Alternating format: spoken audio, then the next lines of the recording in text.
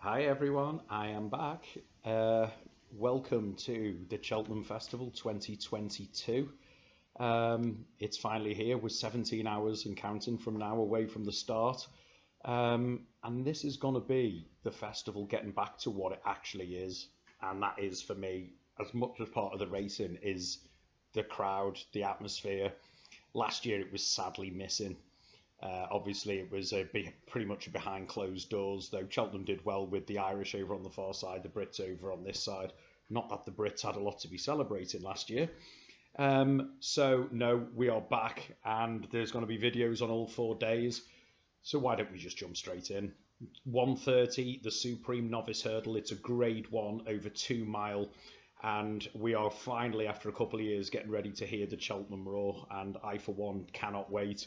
Every year, Goosebump City. Last year, it was missing. It was a good festival, but it was just not quite the same, was it?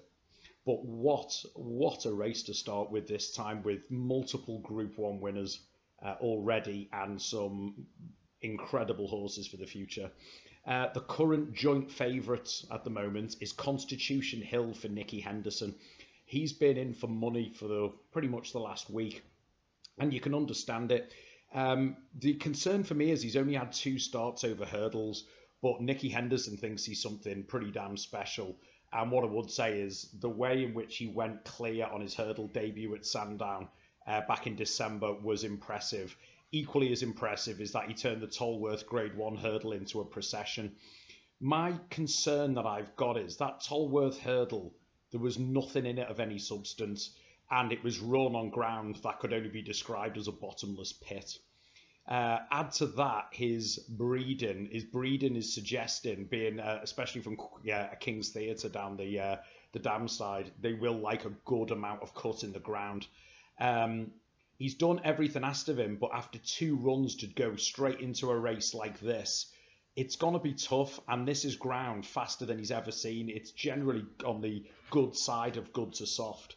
So, completely different challenge. The co-favourite is the Cheltenham machine, and especially the Supreme Novice machine, and that is Dysart Dynamo for Willie Mullins. Willie Mullins obviously won it again last year with another really good horse, Appreciate It. More on that horse in the Champion Hurdle later. But Dysart Diamond has done absolutely nothing wrong. He's unbeaten under all codes, 2 bumper races, won both of them, reappeared at Cork in a bit of an egg and spoon maiden, it has to be said, but did it well. And then went to the Moscow Flyer Novices Hurdle, a Grade 2 last time, and did it exceptionally well. Again, the issue I've got is what's he beat? That is the question of what's he beat. The answer is not a lot so far. The other slight concern is last time out, he was very, very keen. And okay, he put an average field to the sword, but this is a different course. It's got a big hill on it. And if he goes as keen as he has done, that could make things hard. Metier, who I tipped up last year, was the same, carried all before him, but then ultimately, you've got to ask yourself the question, are they going to get home? The answer is I don't know. But what I would say is, I was all winter Sir Gerhardt in this, and at the last second, there seems to be a bit of a pivot for that one to go for the longer race, the Ballymore, later in the week. And I don't think Willie Mullins would have done that if he didn't think he had an ace in the hole, and Dysart Dynamo could be that ace. Interesting in this one for me, and I think 8-1 is too big, and I think he'll hit the frame. Mighty Potter for Gordon Elliott. He's been steadily improving, and last time won a Grade 1 with ease, despite jumping like a pig for a large majority of the race. The race before, when he came third, the same again. For a large majority of the race, he jumped poorly. He's the horse out of this he's only 5. This horse has got the most potential in this field. I'm convinced about it, Mighty Potter. Got a great chase breeding on it. But for me, the concern is he won't get away with that jumping around here, especially with a strong pace on. I'm quite surprised Kilcruit is actually gone for this race. The way he ran in the Champion Bumper last year, he cruised up behind Sir Gerhardt, and he seemed to get outpaced, and he kind of plodded on at the one pace. I thought personally they would have upped him in trip for this one. I'm a bit surprised that Sir Gerhardt won it with a turn of foot coming down the hill and then saw it out well. But I'm surprised they didn't go for further with this horse.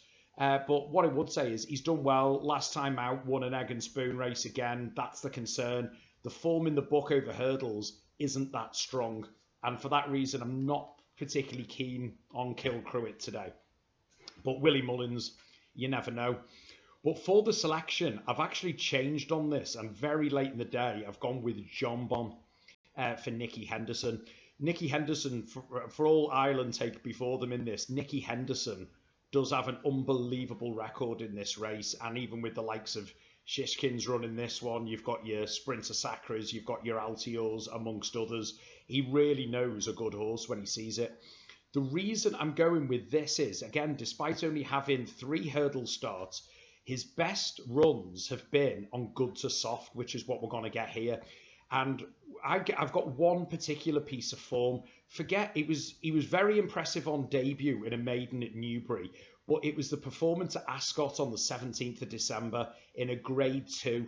And the reason I liked it was he only won by 2 1/4 lengths, but he ran differently. Last time he had the run of the race, jumped on and won. This time, I think Aidan Coleman, actually educated him a bit, held him up a bit. Brought him forward between 2 and 1 out, did a great turn of foot, but then he kind of dossed around and had a bit of a look around, and Aidan just kept him going, and then he pulled away gradually in the end. He wasn't overexerted, and I remember at the time thinking he's got a lot left to go. He then went to the Supreme Novice Trial, which, to be honest, it cut right up. There was only 7 horses in it, the Haydock. But what I liked is he won comfortably, and on that one, he was actually hampered 3 out, so again, he would have learned more about it. This horse cost an absolute fortune, 570,000 quid, out of walk in the park, so good ground is essential on this one.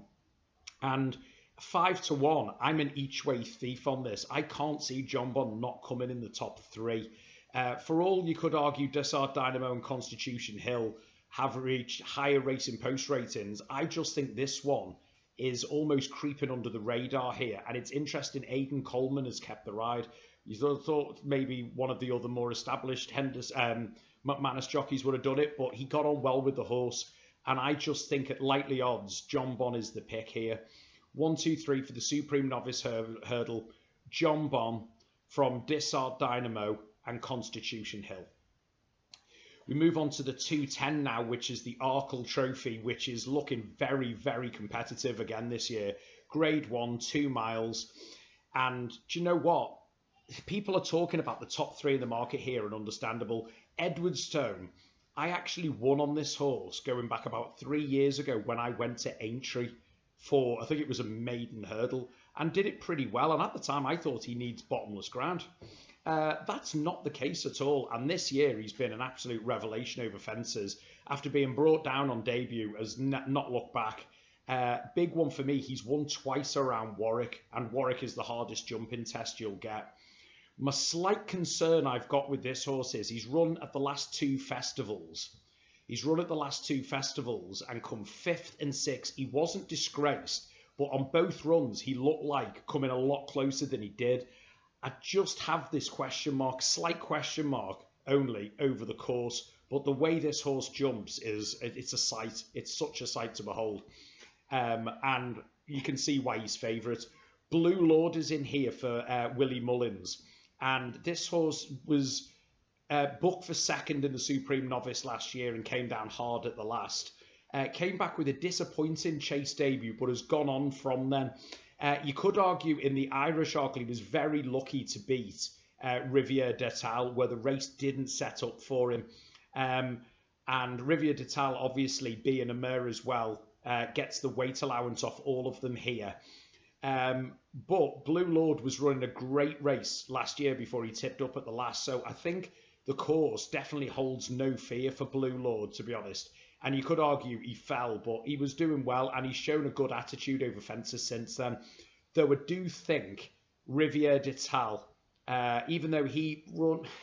See, she ran last year in the Fred Winter, and for me was a little bit disappointing back in 7th. Looked like playing a hand and gradually weakening. So for both of them, I think Riviere d'Ital, the course won't suit as well as Blue Lord. I think Blue Lord will hold Riviere d'Ital. But both of them, I'm not 100% sure on the course. You can't judge them on one run or no. But Blue Lord looked like giving Appreciated a run. Okay, Appreciated's top class. But he was emptying out when he came second in the end. And that would be a disappointment. Houghton Colère is the other one for Willie Mullins. All these Willie Mullins horses make for a graveyard here. He won on his only completed start over fences, but coming into it on the back of a big fall and only one completed start, it would be pretty impressive to win an Arkle based on that.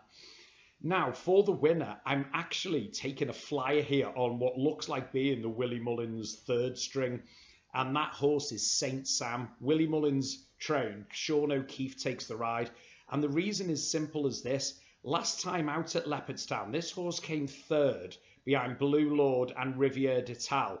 But what they ended up doing, they sent this horse forward and they acted as almost like a pacemaker. I don't think they're going to do that here because there's plenty of pace in the race. And he wasn't beaten that far by Riviere d'Ital or Blue Lord. And the time before that at Fairy House, he travelled strongly, not far off the lead, jumped really, really well and beat two good yardsticks in the Devil's Coachman and El Barra in what's usually a very good novice's chase. But what I liked is last year at the festival, and I know it was only the Fred Winter, he came second. He came second behind Jeff Kidder, who was an 80-1 winner, but absolutely flew home up the hill in the Fred Winter. Now, he took a keen hold and was held up in last that day, which did surprise me looking at it. But what I like about this horse is he's got two ways of running. He can be held up at the back or he can travel forward. And I just think that tactical versatility is going to really benefit him. And I'm looking at the odds here now at 9-1. I think he's a great each way play. I know he's the third string.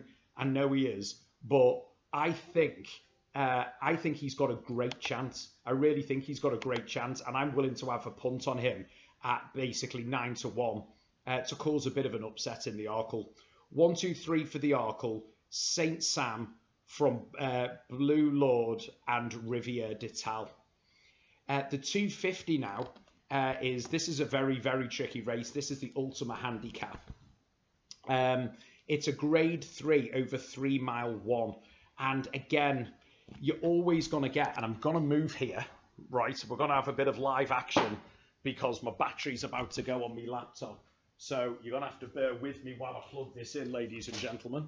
First time on these videos, 10 years, and the battery has never gone mid-video. So I have to apologise for that. But there we go. It didn't take long at all, did it? So, yeah, what we've got here is a very tricky handicap with the fly in the ointment most certainly being Fleur for Gordon Elliott. He was really good over 2 mile 4 at the festival last year, and over fences he looks very, very unexposed. Jordan Gainford is just invaluable for that claim. He gets in off 10 stone 8, and I think he looks very good. Does he know for Kim Bailey? Kim Bailey, I tipped up the Kim Bailey horse in this last year, who looked all over the winner, but just didn't quite get home. But nothing wrong with it. But does he know? For a 7-year-old, he's got plenty more. He's got plenty more growth ahead of him. What I like about this is look at the runs he's had at Cheltenham through his career. Run twice over novice hurdles, won both of them. Went the festival at 50-1 last year and came 5th. Very, very good run that. And then earlier this season ran in 2 novice chases over there and came 1st and 2nd. Won his warm-up race at Ascot. Course holds no fear. The weight might just tether him. But 10-1 is a fair each way price. T Clipper is a horse that frustrates me to hell. Every time I back it, it doesn't win. But he's been doing well in major staying handicap hurdles last year. Won well on chase debut, but dropped off since then. But again, is this a bit of a swizz? You know, get beaten a couple, get the weight down. I'm not saying it's quite the Tony Martin handbrake job, but, you know, for that reason, he's exceptionally well in. Death Duty, I was so happy for this horse to finally win a race last time out. It had been like 4 years since he won. Looked like he had the world at the feet coming to the festival in about 2017. But for me, this horse loves very soft ground, and he's not going to get it. Lovely weight, but I think things are going to be happening too fast for him. One who I think's got an interesting shout at a very, very big price is Fullback for Gary Moore. He won over 3 Mile 2 here a couple of starts ago. And then after that race, he went back and ran a decent race again at Taunton. At Taunton, he had a very, very big weight that day and gave a good showing behind Yala Enki, who's a bit of a Taunton specialist. But it's that run on New Year's Day when he won really well, beating the Wolf. Big Nasty of Martin Keithley's, who I know is a very, very good staying horse. That's a solid piece of form. Again, though, I just think he might want the ground a bit softer. For the win, though, I'm actually going for a horse that is, again, double figures. And that horse is Corrich Rambler for Lucinda Russell. Derek Fox taking the ride. 3 things on this. 1, he's got in off 10 stone 2, which is daylight robbery. 2, he's a course and distance winner. 3, the further this horse goes, the better he seems to be. 4, he got placed in the Classic Chase at Warwick in January. Now that chase is an absolute must-have piece of form going into Cheltenham. Came 4th that day, didn't quite see out the extreme 3 Mile 5 trip there. But what gets me is his last time out at Ascot, he got unsighted at a fence from a horse who's very fancied for what was the RSA. Won well at Aintree in October. I was there for that one. But for me, it's the piece of form at Cheltenham in December. Very, very cheeky win from Evers Oscar, who's gone on to win a very, very decent graded race since then. And even the horse who finished 3rd that day under supervision went to Doncaster and won the Grinthorpe Handicap very, very cleverly. So that is very strong form. He's absolutely thrown in, got the perfect ground. And the worry was Lucinda Russell's form, but she's starting to come back into it in the last few days. Had 5 winners in the last 2 weeks. And loves a handicap plot. And I think Corrich Rambler, 11 to 1 now. I think that's a very fair price, with many bookmakers paying top 6.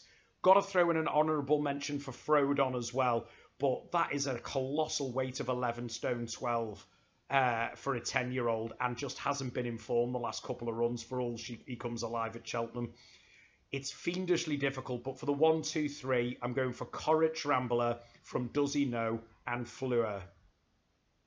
Which takes us to the 3:30 now, which is the big race of day 1, and that is the Unibet Champion Hurdle, Grade 1, 2 mile, and this is an absolute superb renewal of the race, if not looking like it on paper.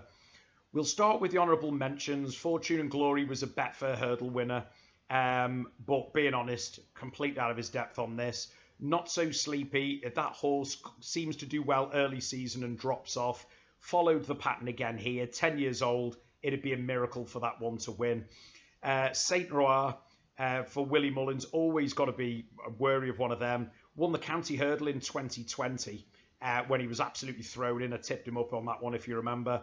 But since he's got into graded company, has looked woefully out of his place. It would need a trading performance of a lifetime for that one to come through. And then you've got the Cinderella story of this race, which is Tommy's Oscar. Tommy's Oscar, who actually won the Champion Hurdle trial at Haydock from 5 lengths. Anne Hamilton, the trainer, Danny McMenamin, great young jockey taking the ride. It's a red letter day for them, and if it was a bit softer, you never know. But I just think it's a step too far. While Zana here was a good second to Honeysuckle, the favourite in the Irish Champion, proven to be realistically campaign. He's a very good horse in his own right, but he's getting absolutely slammed by Honeysuckle. Honeysuckle runs even better racing post ratings at this course. It's hard to see that one turning it round. And Adagio is a very young horse at 5, a good second in the Greatwood and Kingwell this term without winning. Going into open company here, has a similar file, I suppose you'd say, to Rock On Ruby, who won the Champion Hurdle. 20 to 1. I wouldn't discourage people from it, but there's a lot of quality at the front of the field. Epatons, former winner of this contest in 2021, third last year. I can't believe this horse is 20 to 1, you know. I was looking at it thinking this horse should be about 7 or 8 to 1. Last year, okay, came third behind Honeysuckle and was beaten a good 9 lengths, but didn't have the best preparation. Came back this year with a third, well, no, came back this year in the dead heat in the fighting fifth at Newcastle with Not So Sleepy. She always needs the run, but it was the run in the Christmas hurdle. That was a brilliant run. Absolutely effortlessly beat off Glory and Fortune and Soaring Glory. Oh, and Not So Sleepy, who came last that day. Glory and Fortune went on and won the Betfair hurdle, and Soaring Glory got placed pretty much just outside the places in 6 at the Betfair hurdle. That's really good form. She runs brilliant races at Cheltenham. She's overpriced at 16 to 1. T Hoopu, Gordon Elliott and Robbie Power is another, like Adagio, is another 5-year-old and is most definitely improving. That goes without saying that this horse is improving. The question I've got is, though, what has this horse actually beat? Beat Durasso, who, let's be honest, seems to go between fences and hurdles and is a bit of a nearly horse, and Quixelos, or whatever you call it, who won the Triumph last year, hasn't gone on this year. So I do question how strong the actual form is. Look at the race before that at Limerick. Won again, well, but again, Quixelos, slip of the tongue, hasn't done anything. So I do worry about the form in the book on that. Which brings us to the big two. Appreciate It. I'm trying to think, was Make a Stand the last horse to win the Champion Hurdle without a prep run? This horse has not won since absolutely destroying them in the Supreme Novice last year.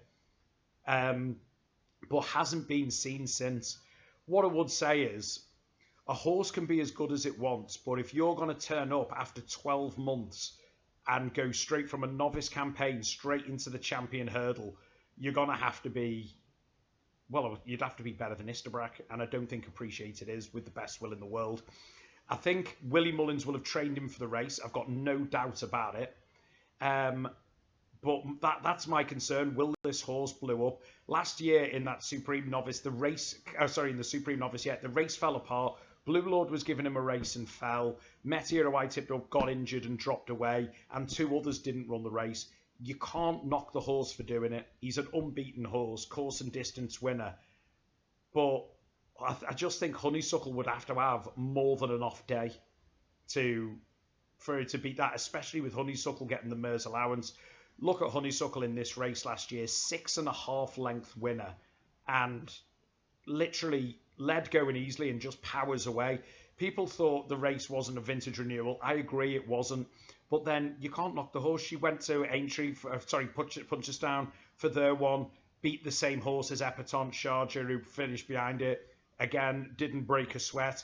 And then come to this season, came out in November at Fairy House in the Hatton Grace, won on the bridle by 8 lengths, and then warmed up. She warmed up for this in brilliant fashion at the Dublin Racing Festival, slamming Zena here, who reopposes here, and Saint Roir on the bridle. Literally nothing's managed to get her off the bridle. And do you know what? I know Matt Chapman says I don't think Honeysuckle's that good. I think Matt Chapman was being very harsh on the horse. I think she's superb. I think she's a real world beater. And until someone takes her on, I don't really care what Matt Chapman thinks for the best will. I think Honeysuckle's the real deal. And with the strength behind Appreciate It available at 10 to 11, I think that's buying money on Honeysuckle in the Champion Hurdle. 1, 2, 3, Honeysuckle from Appreciate It and Epatont. Which brings us on to the 410 now, which is the Close Brothers Mers Hurdle, registered as the David Nicholson Mers Hurdle. The Duke, obviously a brilliant trainer of the likes of Viking Flagship and many others, multiple Cheltenham winner. But for all the niceties that go with it, this race is an absolute minefield, and that is evident now with nearly 3 7-2 favourites. Queensbrook has been the one for money this week. Might have needed the return from a break last time out when second to Burning Victory. Burning Victory's obviously won at Cheltenham before. That is a very good horse. Well, tell me something, girl, if a Henry de Bromhead is in here. Won the Dawn Run last year, conceding weight away, went a good third latest. My slight concern I've got is, I suppose, is the Henry de Bromhead yard, and you could argue that with Honeysuckle. But as I say, all roads lead to Cheltenham. The one thing I would say is that horse, Tell Me Something Girl, showed a brilliant turn of foot in the dawn run, and then basically after that just kind of gritted it out, didn't really stay on. Tried over this trip last time and at the end of last season over 3 miles and didn't stay. That's my concern. While Queen's Brook, I tipped this up if you remember in the bumper a few years ago, and she came third. Then last year, obviously missed the festival last year, but last time out came second Queen's Brook to Burning Victory. Burning Victory was fully shipshape and shiny, and I do expect her to turn the form around on Burning Victory. For all, Burning Victory fortuitously won the 2020 when Goshen got his hooves stuck together. But I think Burning Victory is going to go very close. Stormy Island is one of the comeback stories of a lifetime. This horse ended up going to Paul Nicholls, absolutely hated being with Paul Nicholls, etc. and stuff like that. Came back home, went back to Willie Mullins under new ownership and hasn't looked back. One thing about this horse loves Cheltenham in this trip, winning the Relkeel very well on New Year's Day. For all the form has been let down badly. Stormy Island you can set your clock to, and Stormy Island I think will be definitely hitting the frame. But for the win, I'm going for a bit of a flyer again at a bigger price, and that horse is Mrs. Milner. Nothing to do with I'm a Liverpool fan, as you can see, and James Milner. But Mrs. Milner, for Paul Nolan, who loves a Cheltenham plot with Brian Cooper taking the ride. What I like about this horse is his record at Cheltenham. Last year, over 3 mile in the Per Temps final, comfortably cruised through the race and absolutely destroyed them on this ground. Beating the Bosses Oscar, who's not rubbish. Come On Teddy, who I tipped up, if you remember. And fully enough, Milliner, who I also tipped up, because I remember we got it both there. But that was a really, really pleasing performance there. Go back then to the last run that this horse had, which was in November 2020 over 3 mile. And again, came fourth that day. Wasn't the best of rides and was raced too prominently. The secret to this horse is getting it switched off and bringing it forward. But this horse has run twice at Cheltenham and run really well. But what we've learned this season, he wins over 3 mile, but the best performances at Limerick over 2 mile 5 on a flat track, again held up, ridden and stayed on. I think 2.5 mile is perfect for her on a course like this, and at 11 to 1 with bookmakers paying top 5. It's actually 12 to 1. Oh, we got 12 to 1 in a place, people. There we go. 12 to 1 in a place. Mrs. Milner, I think, is completely overpriced, and I can't see this horse not coming in the top. I think it's got a great chance of winning. You've got to mention as well, Indefatigable. This horse for Paul Webber loves Cheltenham. 11th of December. This one went for the Mers. Basically, the trial for this one in December and came second, giving lumps of weight away to the reopposing Martello Sky. So I can see him turning the form on that one there. Since then, has been running very, very. He always runs. She always runs well. And even at Warwick last time, coming third of 4, the race wasn't run to suit. And there was no pace, and it turned into a bit of a slogfest, which wouldn't suit. But as I keep saying, this horse comes alive at Cheltenham. Look at that, second on the 11th of December. Go back to the festival last year. She ran an absolute belter in this to come fourth, staying on from a mile back when got too far behind. But again, shown the love for Cheltenham, which is huge around here. The time before that, won, obviously, at the festival. Beat us on Pillion, actually. Won the Martin Pipe. This horse just goes well. I don't understand why Indefatigable. Maybe it's the Paul Webber yards form, but this horse should not be 33 to 1 in places. It's far too big, and I think she'll hit the frame, and I'll definitely be having a saver on that. This is a race to go in multi-handed because it's such a tough race. 1, 2, 3 for the Mers Hurdle, Mrs. Milliner from Stormy Island, and Indefatigable. Moving on now to the 450, which is a race that I can't stand because it's so riddled with problems, and I'm going with one of the problems here. And the 450 is the Fred Winter Grade 3 over 2 mile. Now, one horse is jumping out and setting off alarm bells left, right and centre, and it's the favourite where there's been money from 4 to 1 into 5 to 2 now, and that is Gaelic Warrior for Willie Mullins and Paul Townend. One thing about these French horses, Willie Mullins knows when they're ready. He knows when they've got a good mark. And this horse has been entered for nothing but this race. Never run in Britain before. Got very, very good French form. But has got in, because it's an unknown quantity, off 11 stone 1. Paul Townend taking the ride. And in a race that, to be honest with you, a lot of it, you're looking for a handicap swizz. Let's face facts in this. There's nothing that's jumping out the page more than that.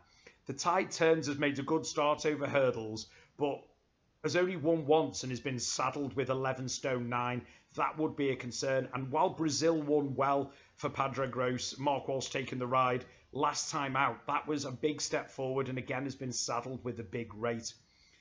One who I think is interesting, and I'm going to be have a saving on it, is Saint Seagal for Jane Williams and Saint Seagal for Jane Williams with Chester Williams. One piece of form is standing out here. Forget the novice hurdle win on debut at Bangor. Won really, really well. What I liked about that is, wasn't fluid, but kept on finding, and he would have learnt a lot from that lesson. And that was noticeable 5 weeks later when he went to Chepstow. He went to Chepstow on Welsh National Day for the Juvenile final and came second to Porticello. Now, what this doesn't tell the story of this race. He raced too freely, and the race absolutely cut up on this one because it was, again, ground too soft. He raced too clearly. He went there, absolutely jumped like a stag, which was the big thing. Came there to what would have been 2 out, but then just blew up on the running to be beaten 8.5 lengths. But they didn't jump the last couple. It turned into a sprint. The fact this horse never even went for a bumper says absolute volumes about it. Went straight over hurdles, so that run could be upgraded. And then in January, went for the Juvenile, the Freemouth Juvenile hurdle and won really, really well. What I liked about then is made all that day. So he's proven he can be held up and he can make all. So this horse is tactically versatile. What it is, this isn't a fashionable yard. And that run behind Porticello at Chepstow was frank, because Porticello from there went to Haydock for the what's it called? It was called the Ladorum Juvenile Hurdle. Very good race and won it by 16 lengths. That's rock solid form. And Saint Seagal at 16 to 1 is overpriced. But while I think that's an overpriced handicapper who's got in off a great weight of 10-12 with a £3 penalty, I just think 11 stone 1 Gaelic Warrior could be absolutely thrown in. And interestingly enough, bookies open up the market for next year's champion hurdle have Gaelic Warrior in it at the moment at 16 to 1. So if that's the case, 5 to 2 for a race like the Fred Winter is ludicrous. And I think Gaelic Warrior could be an absolute handicap swizz. 1, 2, 3 then for the Fred Winter, Gaelic Warrior from Saint Seagal.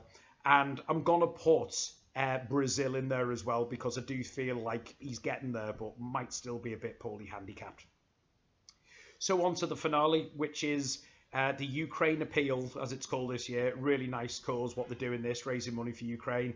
National Hunt Challenge Cup. It's the Amateur Jockeys Novices Chase, 3 miles 6, one of the longest races of the festival. And it's great to see the novices back.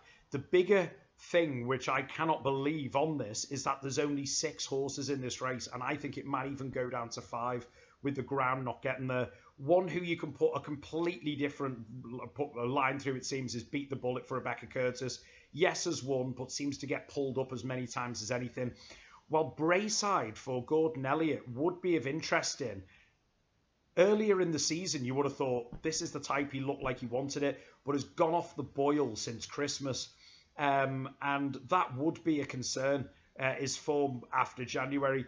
Bigger concern for that is look at his form this time of the year last year. Had 1 run at even money, came 6 of 9.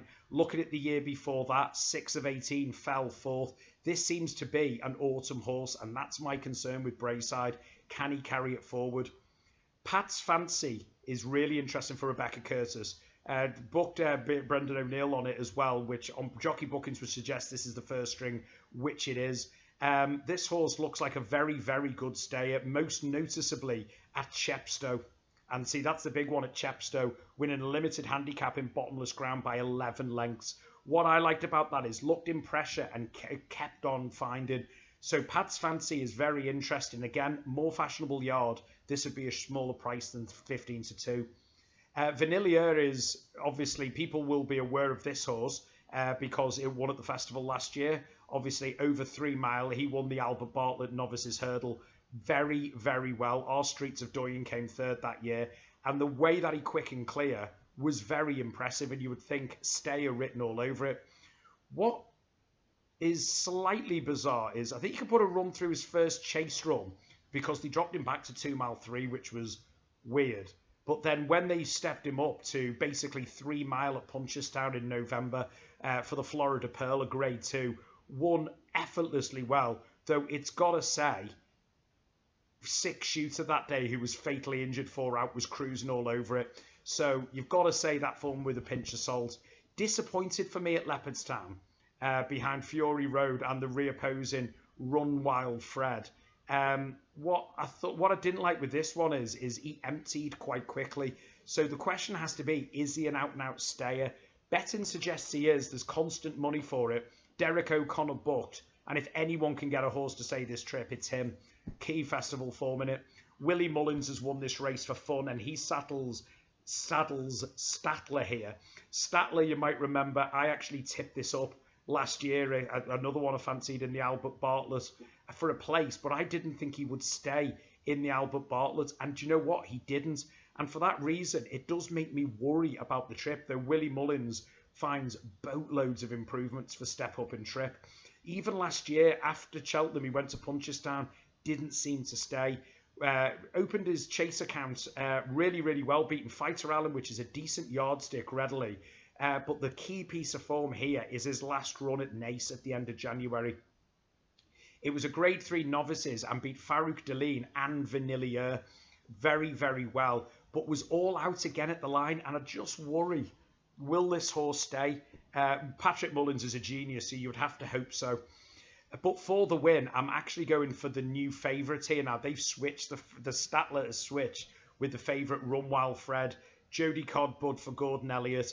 And this horse has been in my diary since earlier in the season. Those who follow the WhatsApp service will possibly remember after this horse won at Navan on the 21st, he won the Troy Town easily. And what I loved is he just hunted, took it up early, and just absolutely destroyed him. And I said, that's one for the 4 miler at the Cheltenham Festival. And it went straight in my diary then. He's only had one run since, which was at Leopardstown over Christmas. And he got beaten a long way by his stablemate Fury Road in a grade 1 though. But he was comfortably clear of Vanillier and a very good Mullins horse in Bacardi's. What I thought was a little bit bizarre about this one was he disputed the lead, made a bad mistake. But what didn't suit him is there was a huge run-in. They doled off the last 2 fences and he was bang there. And he just got outpaced by Fury Road, who had a lot better form in bumpers. And while that horse has looked like a stayer, he's more a middle distance horse as opposed to a stayer. So I just think that race sat up for Fury Road better. But with Run Wild Fred, stamina is of no concern. He's very, very consistent. In the main, jumps well.